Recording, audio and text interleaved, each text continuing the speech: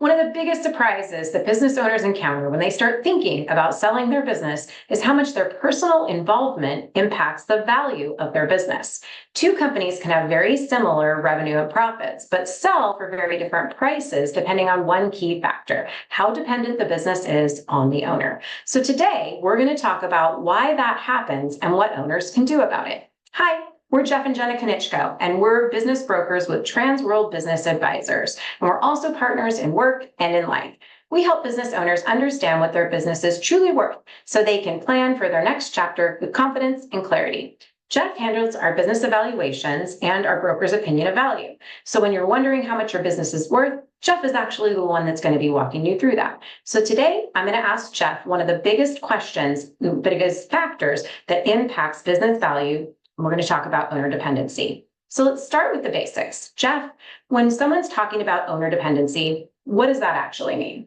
Well, owner dependency simply means the business relies upon the owner and to how much it does to operate successfully. That might mean the owner may handle most of the sales, manages employees directly, may make the key decisions, or holds the important customer relationships. This is extremely common in small businesses because many owners have built their business from the ground up. But when a buyer evaluates the business, they immediately start to think about one thing. Well, what happens when this owner is no longer in they leave the business? Exactly. So when a buyer looks at a business that's very dependent, what are they thinking? Well, the buyers are evaluating the risk. If the owner is central to the relationships, the decision-making, and the daily operations, buyers see a lot of uncertainty. They have to consider whether the business will perform the same way once the owner steps away. On the other hand, when there's a manager in place and the business can operate independently, buyers see something very different. They see a business that is truly transferable. That reduces the perceived risk, which usually increases not only the buyer interest, but also the valuation of the company. And this is something that happens really interesting at this point in the valuation. When a business has management in place, you can sometimes evaluate it differently than you can a typical owner-operated business. Is that correct? Absolutely. So most small businesses are valued using something called seller's discretionary earnings, or SDE. That method assumes the buyer is stepping into the owner's role and replacing that income. But when a business already has a manager running the day-to-day operations, valuation can sometimes shift towards what's called EBITDA, or earnings before interest, depreciation, taxes, and amortization, which is how larger businesses are evaluated.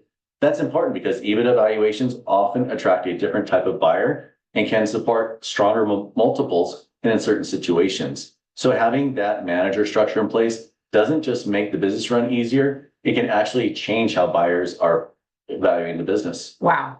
And we actually see that with our own listings. We've seen that with multiple of our own listings. Would you like to tell the story about that? Yeah. The manager so we currently are representing what was a semi-absentee business that the manager actually left. And so that actually lowered the valuation because now these buyers that were interested in the business, now when they say, oh, well, now I have to step into, instead of only being there 5-10 hours a week, now they're having to be there like 30 to 40 hours a week. Now that puts a lot more risk. It decreases the potential buyers that want that. Yeah, absolutely. We were talking about that because originally there was a very big pool of buyers that are like investment type buyers that, to your point, they're not going to have to be there full time. They're not buying themselves like a job. But then when the new owner has to, the buyer has to step in and work in the business, it really changes the buyer pool. Yeah. So that level of independence, if the business can be on its own, makes buyers much more comfortable. Absolutely. So if you're someone watching this video and you're thinking it might be about time to sell your business, even if it's in the next couple of years, what could those kind of owners be doing now? Well, the biggest thing is gradually reducing the owner dependency. That might mean building a leadership layer inside the company, whether that's promoting or hiring a manager, documenting your systems and processes, transitioning key relationships to the team. So it's not just the head actually making those relationships, it's actually the team making those relationships, and also delegating the decision-making to the team as well. Those steps make those businesses more transferable, which is exactly what buyers want to see. And even if someone isn't planning to sell immediately, understanding these factors can really affect how the value can be, and that's really helpful. Absolutely. Many owners are surprised by how much owner dependency impacts their business's value. So if you're curious how your business might be evaluated in today's market, that's something we actually walk through during a confidential business evaluation. Understanding your numbers early gives you time to improve before you ever go to market.